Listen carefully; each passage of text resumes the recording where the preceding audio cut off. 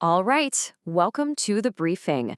Listen up. Today's target, it isn't a network, a server, or some piece of software. No, our target is the operating system that everything else runs on. We're here to analyze the vulnerabilities of reality itself. Just think about it for a second. Think of all the threat surfaces we analyze, all the firewalls we build, all the code we audit. We spend billions, literally billions of dollars trying to secure our digital world. But what if?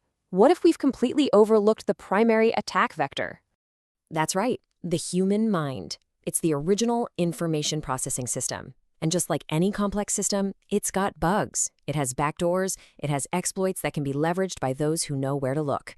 So today, that's exactly how we're going to treat it. We're running a full vulnerability assessment. Okay, let's dive into our first level of analysis. We're going to start with the raw data stream from our most trusted sensor, our eyes.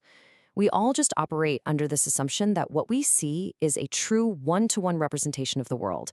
But, well, the evidence tells a very different story. Take a look at this.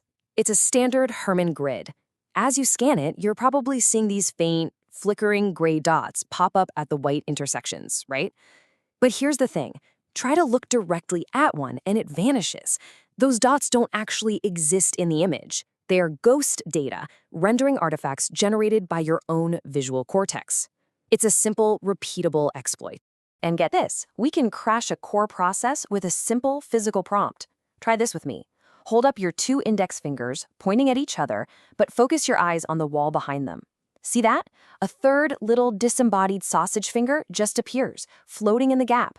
That is your brain's depth perception system literally failing. It can't fuse the two data streams correctly, so it spits out a corrupted image. It's a hardware failure in our visual processing. So why do these simple tricks work so well? It all comes down to a fundamental design choice in our neural architecture.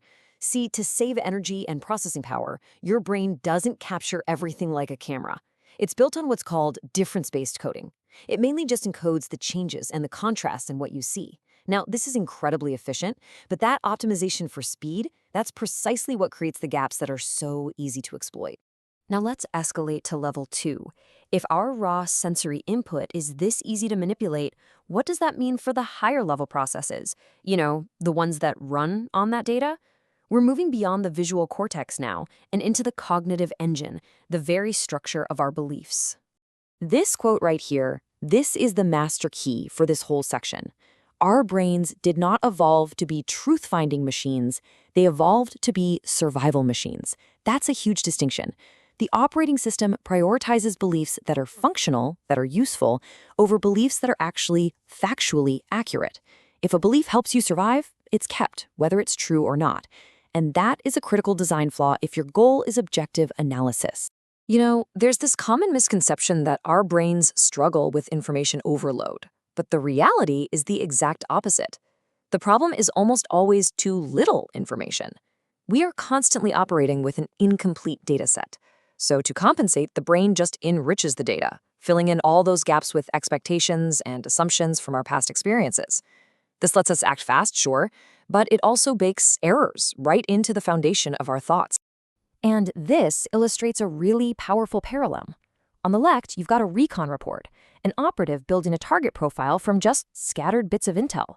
On the right, a machine learning model is hunting for fraud by finding anomalies in a massive sea of data. They're both doing the exact same thing our brains do, building a coherent model from sparse, incomplete inputs. It's all just pattern matching. Okay, so let's pivot.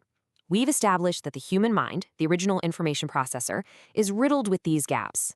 So it stands to reason, right? The digital systems we've built in our own image, they must suffer from the same fundamental vulnerabilities.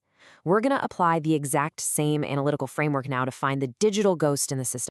When we hunt for threats on a network, what are we really looking for? We're looking for gaps. We're looking for known vulnerability exploits, malware backdoors that bypass the normal front door, unexpected traffic patterns that just don't feel right. We are searching for that space between how a system should behave and how it actually is behaving. And here's what it looks like when one of those gaps is exploited. This is an attacker using a common hacking framework. They leverage a known vulnerability to get remote access, and boom, they've dumped the entire database of password hashes. By exploiting one tiny weakness in the system's trust model, a foothold is gained. And once you're inside, the goal is to solidify that control. What looks like a completely routine system operation, like, say, deploying a new software image to the cloud, can actually be an attacker deploying their payload. The abstract threat suddenly becomes a concrete, persistent presence right inside the infrastructure.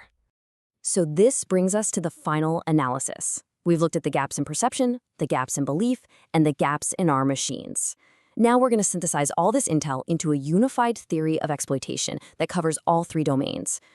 Let's just map the vulnerabilities directly, one-to-one. A cognitive bias in the human mind, that's functionally the same thing as a software bug. A mental heuristic, one of those cognitive shortcuts we take, is just a biological algorithm designed for speed over accuracy. An optical illusion? That's just a form of data spoofing, feeding the processor bad information. And social engineering? That's a targeted exploit of our cognitive architecture. It's a phishing attack for the mind. And this brings us to the ultimate takeaway, the bottom line. This isn't some story about flawed humans versus perfect machines. It is a universal principle. Any system complex enough to process information, whether it evolved over millions of years or was engineered in a lab, will have inherent bugs. Vulnerability is simply a natural side effect of complexity. So, we've identified the attack surface. We've analyzed the gaps in perception, in belief, and in the machines we've built. The briefing is now complete. The only question left is, now that you've been made aware of these fundamental vulnerabilities in the very fabric of reality, what are you going to do with the intel?